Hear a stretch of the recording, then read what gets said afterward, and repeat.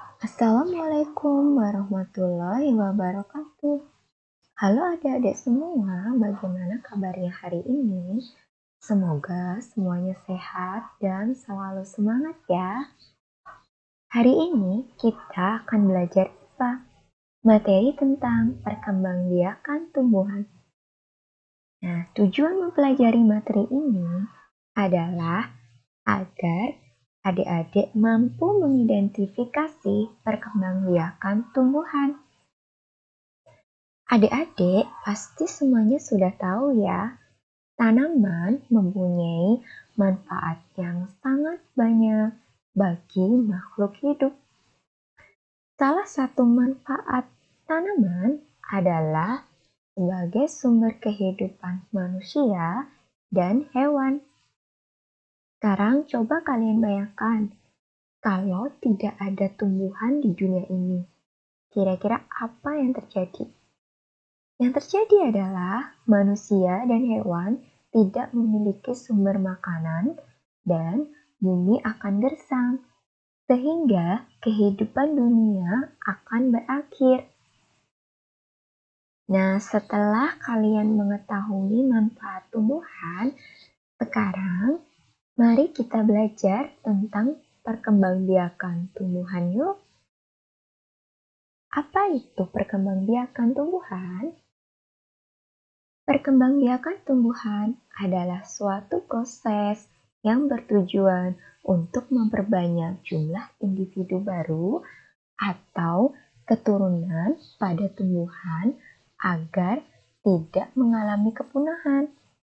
Secara umum, terdapat dua tipe perkembangbiakan tumbuhan, yaitu yang pertama adalah perkembangbiakan secara generatif, dan yang kedua, perkembangbiakan secara vegetatif. Perkembangbiakan generatif adalah perkembangbiakan tumbuhan dengan cara menanam biji atau buahnya melalui penyerbukan ya. Nah, apa itu penyerbukan? Penyerbukan adalah jatuhnya serbuk sari ke kepala putik. Untuk lebih jelasnya, apa itu perkembangbiakan generatif? Mari kita simak video penjelasan dari Smart Point berikut.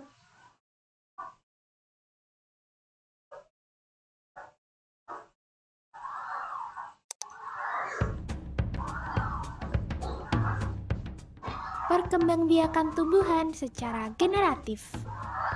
Teman-teman Smart Point, ayo kita cari tahu tentang perkembangbiakan tumbuhan secara generatif. Perkembangbiakan generatif atau secara kawin dilakukan melalui proses penyerbukan dan pembuahan. Penyerbukan adalah peristiwa jatuhnya serbuk sari ke kepala putik.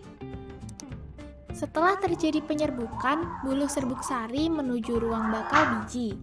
Di ruang bakal biji terjadi pembuahan, yaitu peleburan serbuk sari dengan kepala putik. Hasil pembuahan dinamakan zigot. Zigot berkembang menjadi biji dan bakal buah, kemudian bakal buah menjadi daging dan buah. Contoh tumbuhan yang berkembang biak secara generatif adalah mangga, jambu, rambutan, kedelai, jagung, dan padi. Nah, itu adalah perkembangbiakan tumbuhan secara generatif. Sampai jumpa!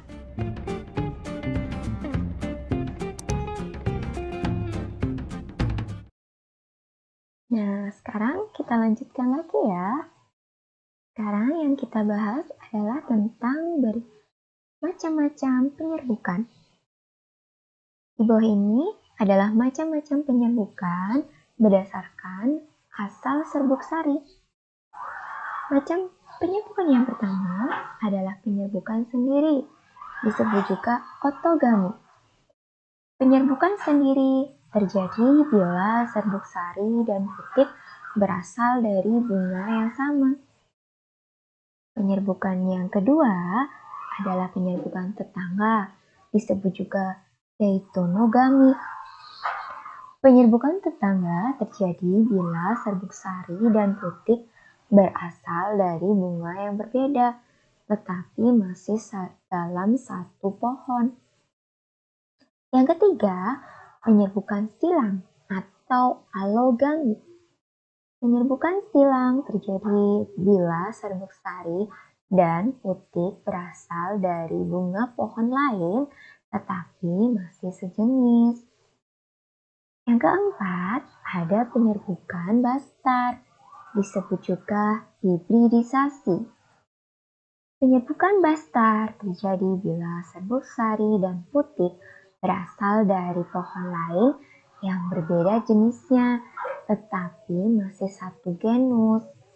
Penyerbukan ini bertujuan untuk mencari bibit unggul. Kemudian, macam-macam penyerbukan berdasarkan perantaranya bisa kalian simak melalui animasi penyerbukan berikut ya. Macam-macam penyerbukan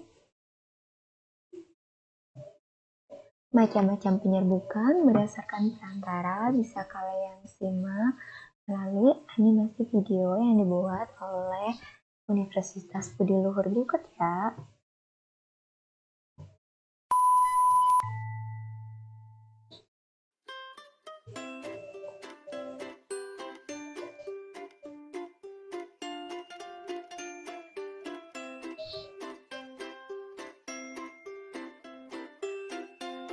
Halo teman-teman, kali ini kita akan mempelajari proses penyerbukan pada tumbuhan generatif.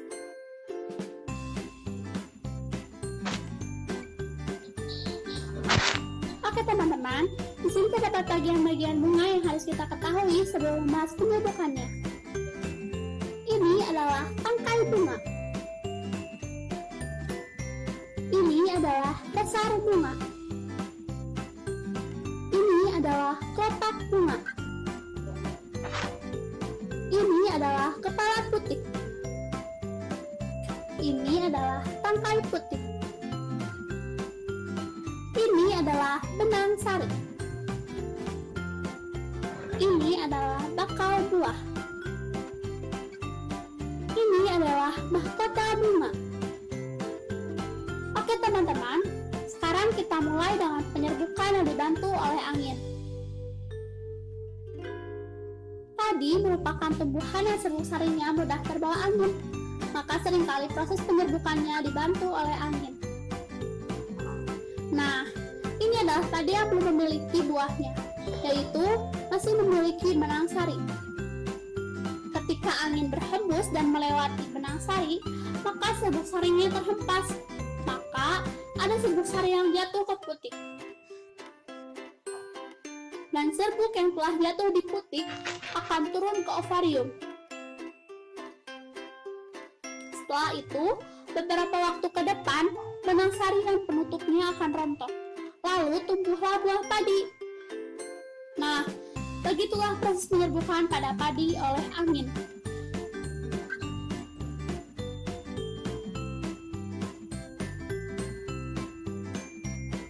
Penyerbukan bunga oleh hewan. Yang pertama ada lebah, ada burung, dan kelelawar. Teman-teman, yang pertama kita akan melihat penyerbukan dengan bantuan lebah.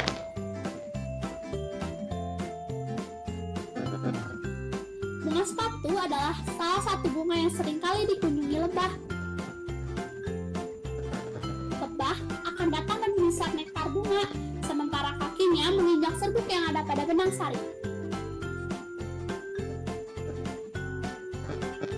Lebah suka berpindah posisi untuk mencari-cari nektar, sehingga kakinya yang telah menginjak serbuk sari akan mengenai putik bunga.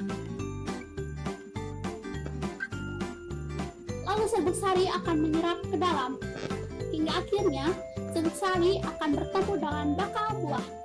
Proses berikutnya adalah bakal buah akan berubah menjadi biji. Setelah itu, mahkota dan benang sari akan rontok dan tumbuhlah buahnya. Oh iya teman-teman, Penyerbukan oleh serangga tidak hanya dilakukan oleh lebah, tapi bisa juga dengan kumbang, dengan kupu-kupu, dan juga semut.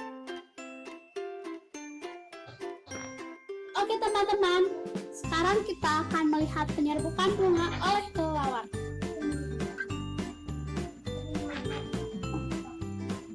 Salah satu bunga yang penyerbukannya sering dibantu oleh kelelawar adalah bunga durian.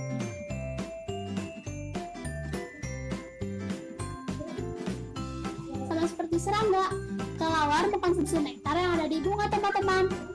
Ketika kelelawar menggerogoti bunga untuk mencari dan mengkonsumsi nektar, serbuk sari berhamburan. Maka, serbuk ada mengenai putik teman-teman, dan serbuk sari pun turun hingga ke bakal buah. Beberapa waktu kemudian, mahkota dan benang sari pun rontok, dan buah durian pun tumbuh.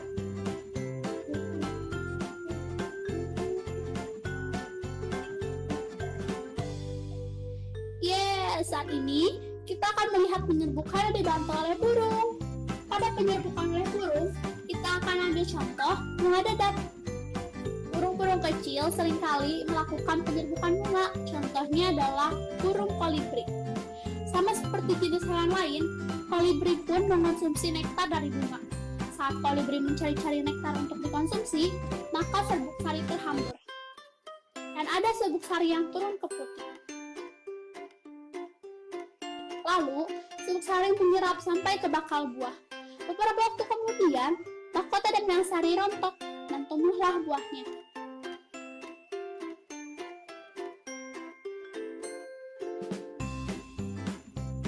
Oke teman-teman, sekarang kita akan melihat penyerbukan dengan manusia.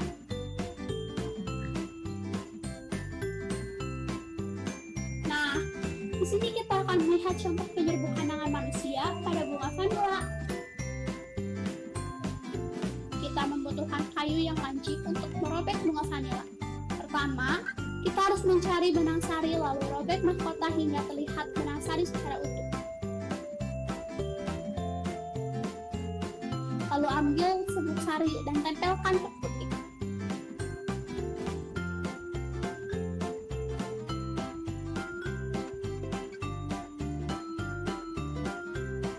Dan serbuk sari pun akan turun.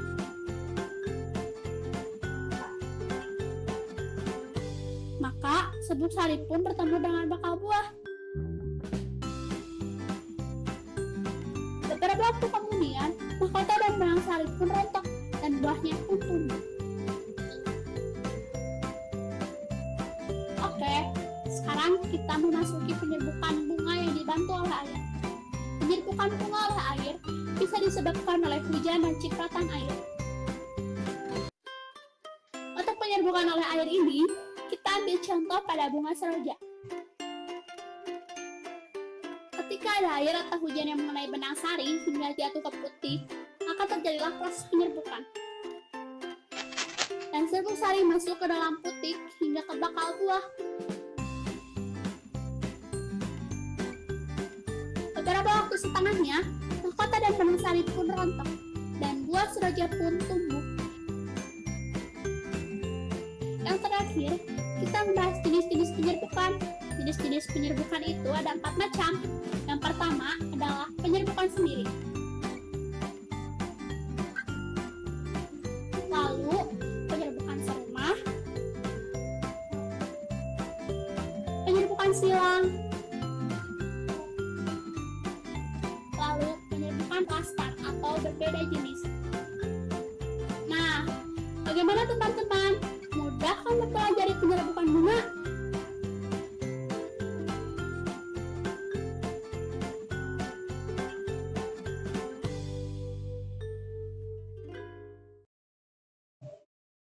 Macam-macam penyerbukan berdasarkan perantara bisa kalian simak melalui animasi video yang dibuat oleh Universitas Budi Luhur berikut ya.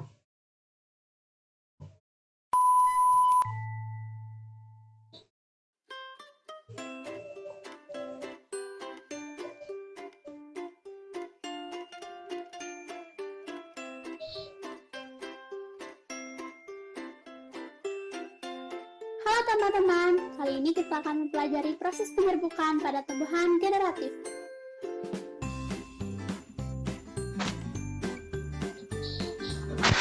Oke teman-teman, di sini terdapat bagian-bagian bunga yang harus kita ketahui sebelum membahas penyerbukannya.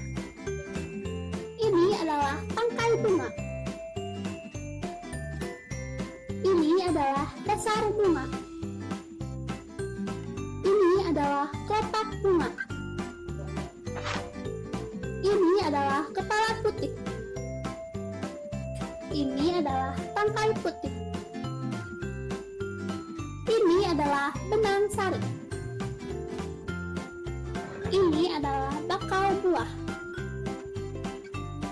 Ini adalah mahkota bunga.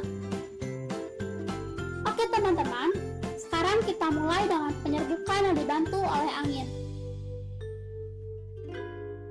Padi merupakan tumbuhan yang serbuk sarinya mudah terbawa angin, maka seringkali proses penyerbukannya dibantu oleh angin. Nah, ini adalah padi yang belum memiliki buahnya, yaitu masih memiliki benang sari. Ketika angin berhembus dan melewati benang sari, maka serbuk sarinya terhempas. Maka ada serbuk sari yang jatuh ke putik. Dan serbuk yang telah jatuh di putik akan turun ke ovarium. Setelah itu, beberapa waktu ke depan, benang sari dan penutupnya akan rontok. Lalu tumbuhlah buah padi. Nah, begitulah proses penyerbukan pada padi oleh angin.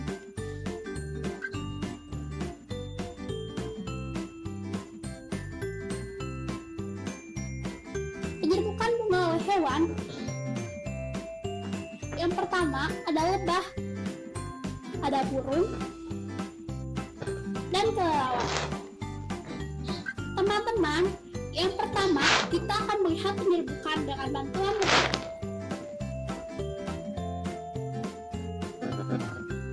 Bunga sepatu adalah salah satu bunga yang seringkali dikunjungi lebah. Lebah akan datang dan menghisap nektar bunga, sementara kakinya menginjak serbuk yang ada pada benang sari.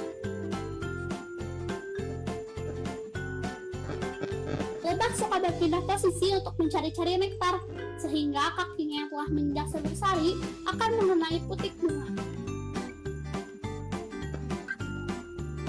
Lalu serbuk sari akan menyerap ke dalam, hingga akhirnya serbuk sari akan bertemu dengan bakal buah. Proses berikutnya adalah bakal buah akan berubah menjadi biji. Setelah itu, mahkota dan benang sari akan rontok dan tumbuhlah buahnya. Oh iya teman-teman, penyerbukan oleh serangga tidak hanya dilakukan oleh lebah, tapi bisa juga dengan kumbang, dengan kupu-kupu, dan juga semut. Oke teman-teman, sekarang kita akan melihat penyerbukan bunga oleh kelelawar.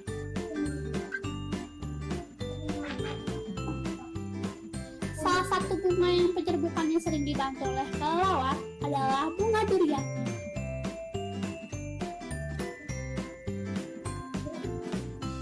Sama seperti serangga, kelelawar mengkonsumsi nektar yang ada di bunga teman-teman. Ketika kelelawar menggerogoti bunga untuk mencari dan mengkonsumsi nektar, serbuk sari berhamburan. Maka, serbuk ada mengenai putik teman-teman, dan serbuk sari pun turun hingga ke bakal buah. Beberapa waktu kemudian, mahkota dan benang sari pun rontok, dan buah durian pun tumbuh.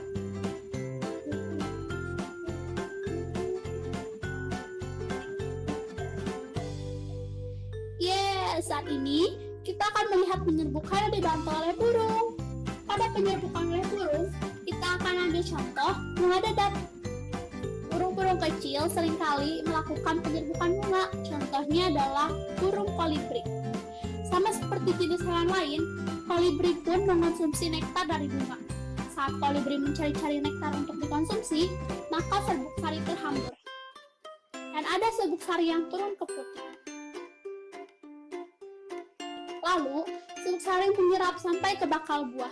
Beberapa waktu kemudian, mahkota dan benang sari rontok dan tumbuhlah buahnya.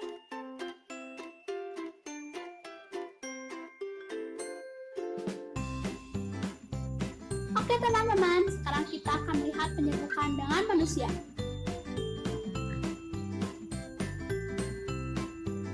Nah, di sini kita akan melihat contoh penyerbukan dengan manusia pada bunga vanila. Kita membutuhkan kayu yang lancip untuk merobek bunga vanila. Pertama, kita harus mencari benang sari lalu robek mahkota hingga terlihat benang sari secara utuh.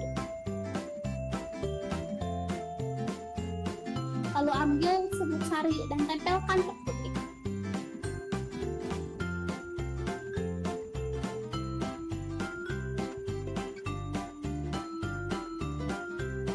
Dan serbuk sari pun akan turun.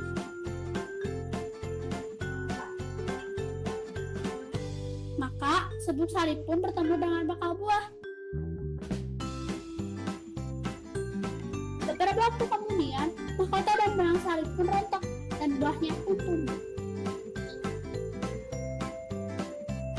Oke, sekarang kita memasuki penyerbukan bunga yang dibantu oleh air. Penyerbukan bunga oleh air bisa disebabkan oleh hujan dan cipratan air. Untuk penyerbukan oleh air ini, kita ambil contoh pada bunga seroja. Ketika ada air atau hujan yang mengenai benang sari hingga jatuh ke putih, maka terjadilah proses penyerbukan. Dan serbuk sari masuk ke dalam putik hingga ke bakal buah. Beberapa waktu setengahnya, mahkota dan benang sari pun rontok, dan buah seroja pun tumbuh. Yang terakhir, kita membahas jenis-jenis penyerbukan. Jenis-jenis penyerbukan itu ada 4 macam. Yang pertama adalah penyerbukan sendiri. Lalu, penyerbukan serumah, penyerbukan silang, lalu penyerbukan klastar atau berbeda jenis. Nah, bagaimana teman-teman? Mudah kan mempelajari penyerbukan bunga?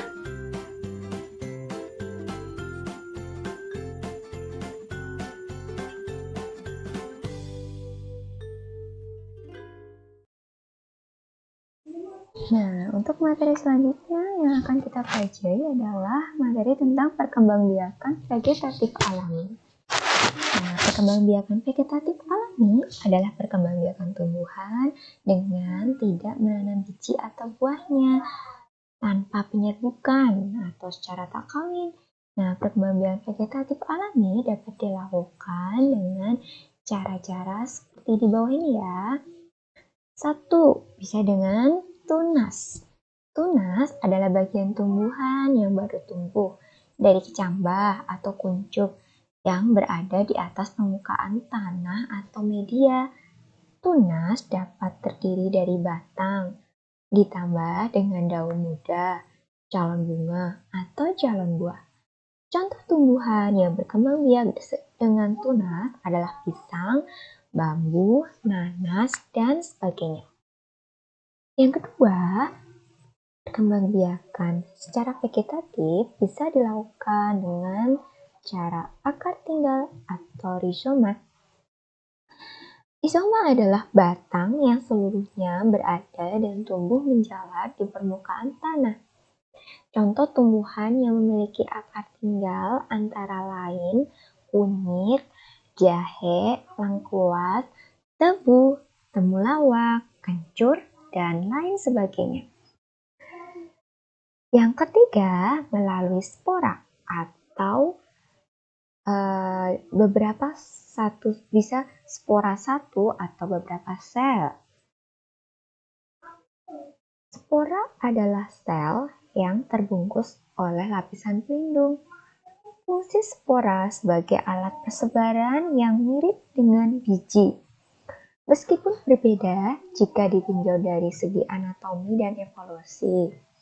Contohnya, lumut dan paku-pakuan. Yang keempat, dengan cara umbi lapis. Umbi lapis adalah sejenis umbi yang terbentuk dari tumpukan atau pangkal daun yang tersusun rapi dan rapat dalam format roset. Contohnya bawang merah, bawang putih, dan bawang bombay. Yang kelima, ada stek daun. Stek daun adalah cara perkembangbiakan tanaman secara vegetatif buatan dengan menggunakan bagian daun tanaman untuk ditanam kembali menjadi tanaman baru. Contohnya adalah cocor bebek, kaktus, tirejeki, wijaya kusuma, begonia, lidah mertua atau sansevieria, dan lidah buaya.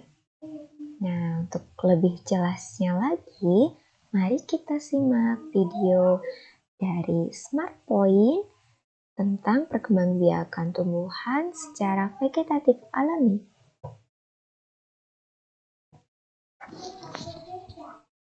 Perkembangbiakan tumbuhan vegetatif alami. Perkembangbiakan vegetatif adalah perkembangbiakan tanpa melalui proses penyerbukan. Perkembangbiakan secara vegetatif dibagi menjadi dua, vegetatif alami dan vegetatif buatan. Vegetatif alami adalah proses penyerbukan tanpa dibantu dengan perantara manusia. Contoh perkembangbiakan vegetatif alami yaitu dengan cara spora dialami oleh tumbuhan lumut dan paku. Tunas dialami oleh tumbuhan pisang, bambu, dan tebu. Tunas adventif dialami tumbuhan cocor bebek, sukun, dan cemara. Umbi batang dialami oleh tumbuhan kentang dan ubi jalar. Umbi lapis dialami oleh tumbuhan bawang merah, bawang putih, dan bunga bakung. Akar tinggal dialami oleh tumbuhan jahe, kunyit, dan lengkuas. Geragih atau stolon dialami tumbuhan semanggi, arbei, dan pegagan. Nah, itu tadi adalah perkembangbiakan vegetatif alami.